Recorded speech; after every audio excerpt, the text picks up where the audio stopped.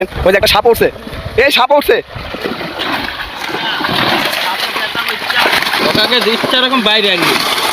দেখেন মাশাআল্লাহ, মিরকা রুই, তারপরে ট্যাংরা।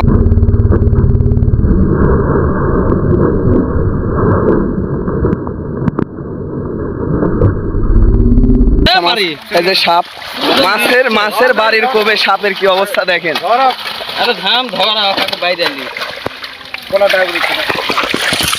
লাগে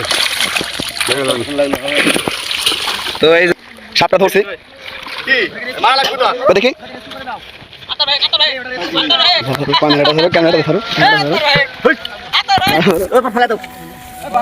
তো এটা হচ্ছে জলধরা সাপ।